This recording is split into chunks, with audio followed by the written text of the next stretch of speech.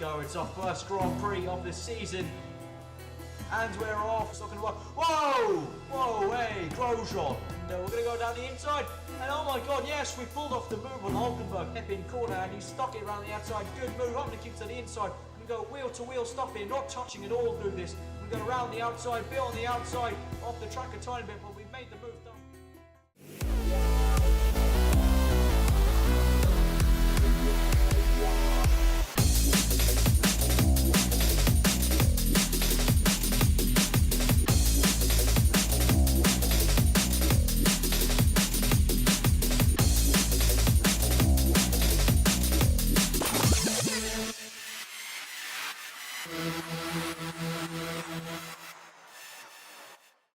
Hey there guys, Arpa here, bringing you my F1 2013 career mode with Scott Jenson, and today we're here in Malaysia.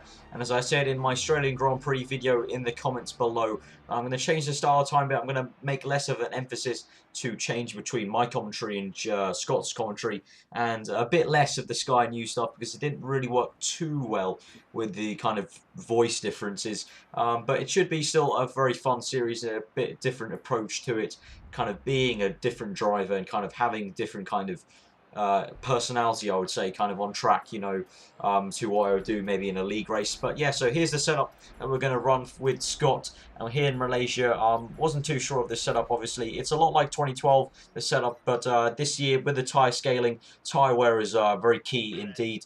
And I still haven't got the hang of it, actually. You know, I was very good at saving tyres in 2012, but it wasn't needed, really. It really wasn't needed. But in 2013, it's crucial, I think.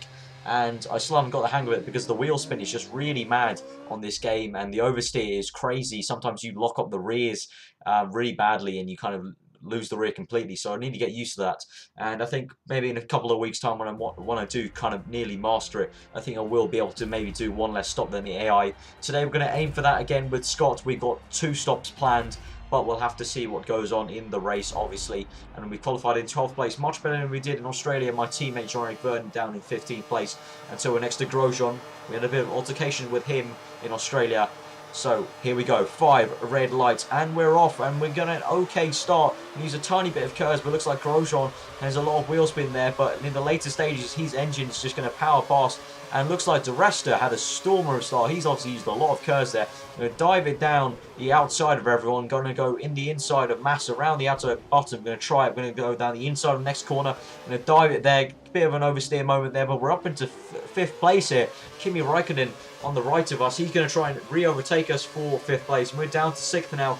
Kimi Raikkonen with the Renault engine is power passes.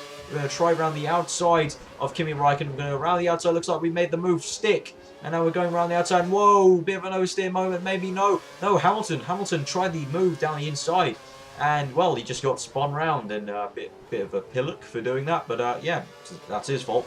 So we're going to use a lot of curves here on lap 3, and Raikkonen, he's going to try and overtake us, so he'll have DRS, but obviously when he overtakes me and Grosjean as well, when they both overtake me, I've got the DRS line coming up here. I think you should be able to see it just about now. Yeah, there's the DRS line, so I should have DRS on Raikkonen now, so we're going to use a lot of our curves, going to get the nice slipstream with DRS on Kimi Raikkonen, and listening to that engine sound. The engine sounds on this game are much better than last year. And so now we're going to dive down the inside of Kimi Raikkonen. I'm going to take back 5th place. Bit of an oversteer moment yet again. I'm really not used to this yet. You know, it's only been 2 days since we got the game, so you know, give it a week maybe, and we'll get used to it properly. And so now onto lap 4, and Kimi Raikkonen still very much behind me, and Mark ahead of us is way out ahead. They're really storming away. I'm trying to make these tyres go as long as I can. Maybe about lap 6 or 7, we'll have to see. Kimi Raikkonen's got the slipstream on me, and he'll pass us with DRS. And yet again, you know, he talks all this stuff about he knows what he's doing. He obviously really doesn't, because at this point, I'm going to get DRS back on him again. We're going to use a lot of curves. But no, we ruined it. We had a horrible exit and horrible wheel spin there. And it looks like we might not be able to capitalise on the DRS because we're trying to pull Kimi Raikkonen in. But that exit was just horrible, and I think we're going to try around the outside. It's not going to work, though, I think. I think Kimi Raikkonen has this. And yes, he does. Kimi has got this. He's got 5th place now. I'm down to 6th place off that horrible exit from the hairpin, which just gave me so much wheel spin there. And so now we're on to lap 5. and Massa has overtaken us with the DRS. He's come out of nowhere, and surely we'll have the DRS back on him. We've got a half a bar of curves. We're going to straighten the car this time. Make sure we get an okay exit, but no. Again, some oversteer, some wheel spin. Look at the tyres really going badly now, so we might have to pit in the next lap or two. So not going well here. The tyres are wearing out more than I expected. In FP3, it seems really, really weird because I keep on doing kind of long runs in FP3, and the tyres seem well, and you know, during the race they wear out twice as fast. Really, it's really odd and really frustrating to kind of, you know, base your strategy off FP3 and then for it not to work out in the race. A bit annoying there, so we'll have to try and see to the kind of correlation between the two sessions. So now on to lap 6. Romain Grosjean's going to try and overtake us, but we're going to dive into the pits anyway on lap 6. And this is about two laps earlier than I wanted, and we've got an oversteer moment going into the pits. And so yeah, two laps earlier than I really wanted to, so a bit annoying, not going to lie. But we're going to come through, and hopefully the Toro Rosso boys will be making a good stop. Scott's been quite kind to them this week. He bought them a round of beers on Thursday before Friday started, and so I think that was a nice kind gesture by Scott. So I think, you know, I think they owed to him to be nice to him again in the race by giving him a good pit stop, and that was a fairly okay one. 3.2, nothing amazing, but we've covered off. I think we're going to cover off Massa and Grosjean definitely, and hopefully by pitting in one lap earlier with these fresh tyres, we'll have to push on and re-overtake them obviously in the pit stops phases. So now coming on to lap 7, and now I think Massa and Grosjean should both be in the pits by now. And that was a much better exit from the hairpin. Going to use all the curves now. We're coming through, and I think we should see Massa and Grosjean beside us. I think that's Grosjean. Yes, that's Grosjean coming out of the pits, and we're gonna just get ahead of him. Maybe no, we're gonna have to fight for it. He's on the option tyres again, and we're gonna go around the outside of Grosjean, and so we're into 7th place here on the hard tyres. And so now we're coming through onto lap 9, and Hulkenberg is behind us, the German. He's overtaking Grosjean, it seems, and Mark Webber ahead of us in 5th place. We're into 6th after one last person made their pit stop. So now Hulkenberg will have the DRS on me. So I'm basically a sitting duck here right now on this straight, but we should have DRS coming back onto the next straight. So we'll be wary of that. But no, whoa, Hulkenberg brake checks me. I locked up on the left tyre. Hulkenberg brake checking me there. I had to go really wide. And now, whoa, what was that? Hulkenberg. The absolute bastard. That deserves a penalty right there. He just slammed me off the track. Wow, okay, that's rather annoying. So now we're down to 10th place. We're fighting with Perez and my teammate now, which is really, really annoying. Hulkenberg, what were you doing? I really hope you do get a penalty for that, because that was some appalling driving standards right there. You brake checked me, forcing me to go down your inside and lock up and go wide, and then you slam me into the gravel trap and across the track. Just not good sportsmanship there. And so on to lap 10, going on to lap 11 now, and Perez is right behind me. He's going to try the DRS move. He's got DRS wide open, going around my outside. I should be able to hold it down the inside though from Perez, and we're going to go down the inside. We're going to squeeze him tight onto the apex. We're going to push him wide, and now we're going to park the bus on this apex. Look at that, some lovely parking right there. And so we've defended well for 10th place from Sergio Perez there. And so now on to the latter stages of lap 11. Perez has passed us with DRS. We should get the DRS back on him. Ooh, nearly down the inside there. Perez, I think the AI, I've seen sometimes into some very slow corners. The AI do like to slam the brakes on, which is quite annoying because you're not really prepared for the closing speed sometimes.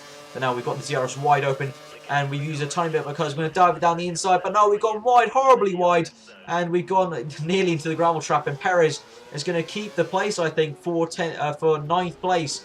So we're going to have to settle for 10th right now as Perez has overtaken us. And this is appalling stuff. So we might hold on to one measly point in this race now.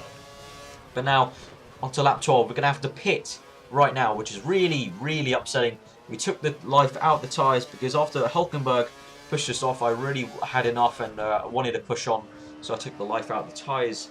So this means we're having to pit only after 6 laps on the primes. And in FP3, I definitely went at least a good 8 without them really going away too much. I mean, obviously on lap 8 it was a bit bad.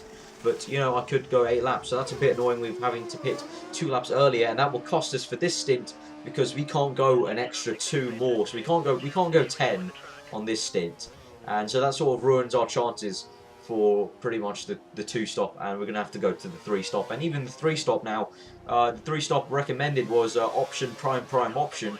It looks like we might have to go option prime prime prime, because these won't last, these will only last till about maybe lap 20, 21, and then the option tyres won't last that long, because I don't have a brand new set. I've worn them all out in qualifying.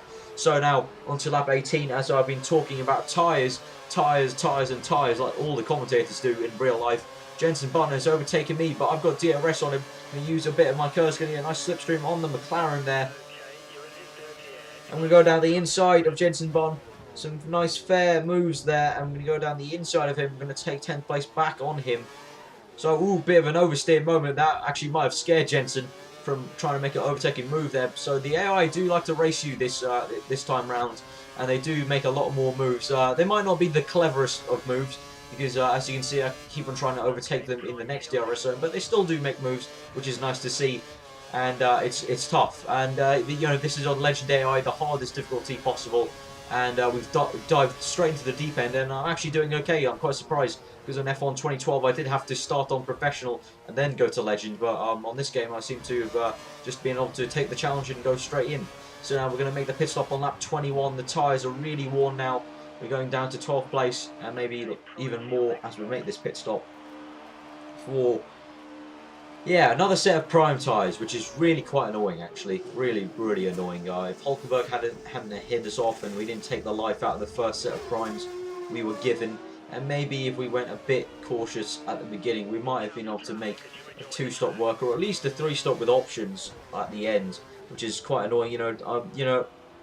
I always say I'm pretty good at saving tyres, but not going to lie, I'm finding it difficult on this game to really save them that much, and it seems like it's not actually worth it. It's not really worth too much trying to save your tyres on this game.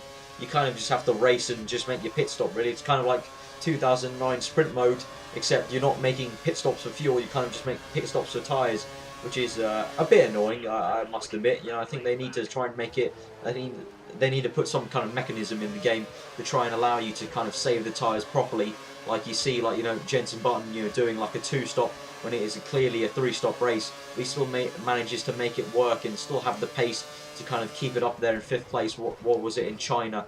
So I think they need to put some sort of mechanism like that for F1 2014.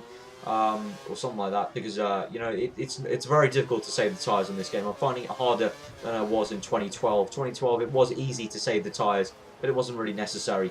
But no, so as I've been talking, we've just been going through the motions and bringing the car home for a nice 9th place still. So that's pretty good. Scott gets his first few points in Formula 1, 2 in fact. So Scott waving his hands in the air, and as he should. The team should be proud. He should be proud. Some nice points for Scott Jenson here in his career. So guys, if you enjoyed this episode, please give it a like, subscribe new for weekly F1 career mode. I've been Arva. I hope you enjoyed this episode a lot, and comment below on what your thoughts were on the race. It was pretty good, and I hope you enjoy the rest of your day. I've been Arva, and I will be handing it over to Sky Sports F1 to bring you through the race results and a post-race interview. See you guys next time. Yeah, so here are the results for the Malaysian Grand Prix. Sebastian Vettel brilliantly wins the Malaysian Grand Prix. His main rival Fernando Alonso comes in 3rd place after winning the Australian Grand Prix. New boy Scott Jenson for Toro Rosso brings home the team's first points in 9th place with 2 points. He'll be very delighted with that, and we've got an exclusive interview with him later on. Fernando Alonso leads the championship, and Sebastian Vettel in 2nd, Kimi Räikkönen in 3rd. So, now to the interview with Scott Jenson. So, yeah, I mean, the race went okay. I'm pretty happy with 9th place. It's pretty good. 2 points for the team. It was hard fought. I definitely think Nico deserved the penalty, and he didn't get one. So I'm very upset about that. He definitely deserved at least drive through for that, because it was very reckless driving. He brake checked me and whatnot. But after that we had to push. We had to make the 3-stop work. I had to take my life out of my tyres in the first stint, which is kind of annoying, and still need to get used to the tyre wear issues here we're having with Toro Rosso. But hopefully we've got upgrades to transmission test for China, so that should be good. But yeah, it's been a pretty nice second race here in Formula 1, and the first few points, obviously 2 points, is not a huge difference, but you've got to start somewhere. Obviously, everyone's got to start somewhere. So it's been a pretty good weekend. Jean-Eric retired again, so twice in a row, so that's going to be looked into. Hopefully that will never happen to my car in the near future. So yeah, it's been a pretty good second race here. I'm looking forward to China now. Cheers. So this has been Sky Sports F1, rounding out a fantastic Malaysian Grand Prix, and we'll see you next time in China.